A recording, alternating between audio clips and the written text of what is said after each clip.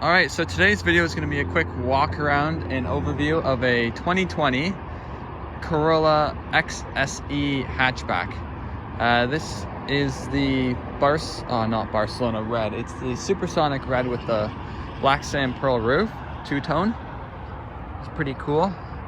It's a very dirty car because I haven't washed it in a couple days, but has the 18-inch wheels.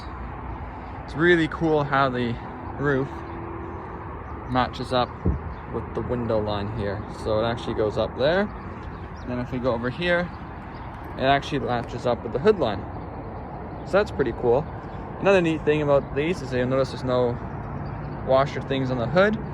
They're actually recessed underneath. I don't know if you can see that, but they're recessed underneath the hood itself. I'm assuming for aerodynamics, or stops them from icing up as easy, I suppose. One of the two. The XSE also on top of the normal one gets the silver front, which is cool. I really like it. It has the neat LED headlamps and the fogs. That's also XSE. Right, also has the black mirrors with the red. Looks really cool. So this one has the optional spoiler, which I don't think you can option out. I mean, you can, but I wouldn't recommend it. It looks so much cooler with it. I guess I'm over here. I may as well show the trunk. It's not the biggest, but for 2020, they did make it bigger by removing the spare tire. So, there we go. Because it used to be level with this thing here. You can actually see where the tray used to be, which obviously is not very big. So, they gained 25% more space by removing the spare tire and giving you this.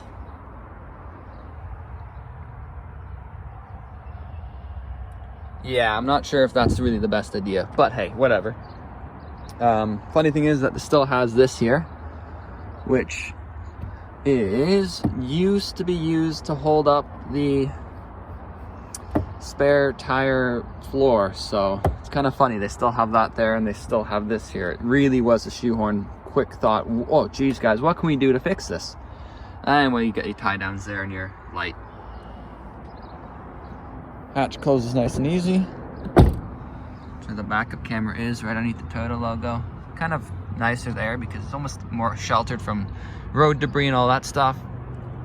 XSE, Corolla, not so great fake exhaust tips.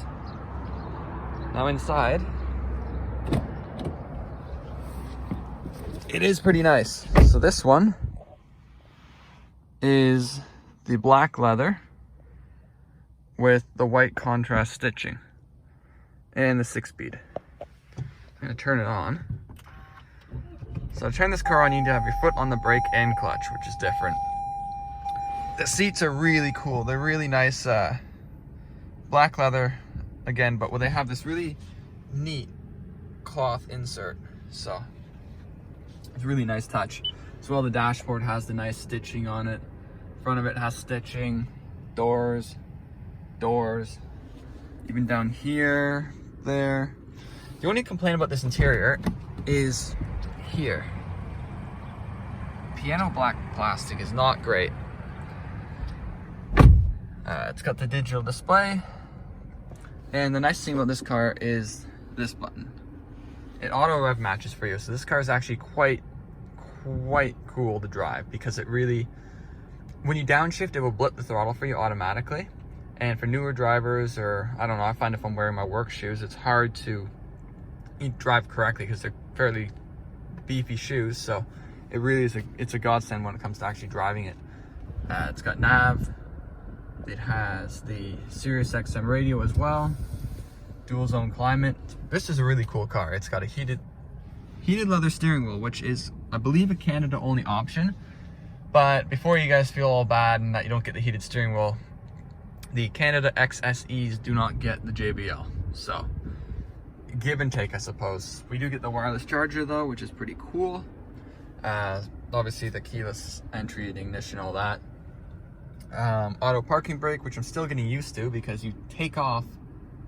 There's two ways you can do it. You can either take it off, foot on the brake and just take it off like a normal e-brake, or you can actually put it in gear, go, and when you let off the clutch and apply gas, it actually removes the e-brake at the same time, which I feel, I don't know, it's a hard thing to get used to, but I guess it's kind of a trust factor. Oh yeah, heated windshield wiper blades. I'm not sure if US models get that. I want to say they do, because I don't know why to remove that. As well, auto lights and fog lamps. The only thing about this car that's a bit bad is, well, there's the interior, just a quick look. This thing is not want to focus. So it's really done up nicely. Apple CarPlay, Android Auto too, which is really nice. The only complaints about these cars would be the back seat, but it's not that bad. Unlike the sedan, you get a cup holder in the door. These fold down rather easily. This has the folding center, and I'm 6 feet and I can fit back here behind myself, no problem. It's just getting, egress is hard. Once you're in there, it's not bad. But again, this red really pops.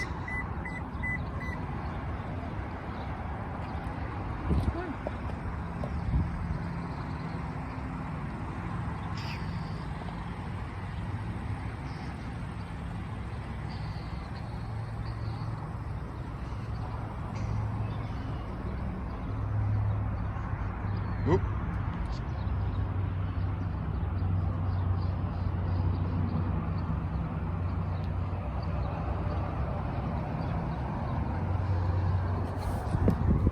Oh, what else is there in here? I was going to talk about it.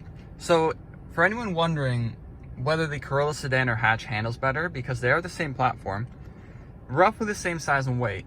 However, this car has about a 2.5 inch shorter wheelbase, which may not sound like a lot, but I'll tell you, when you go around a corner, this thing snaps into place. Like, it's a lot more playful than the sedan was. And I had an SE sedan, so it wasn't an LE.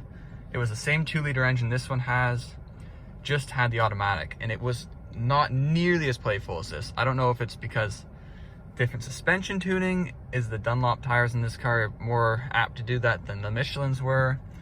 The wheelbase, I'm not sure. Or it could be a combination of all three. I don't actually know.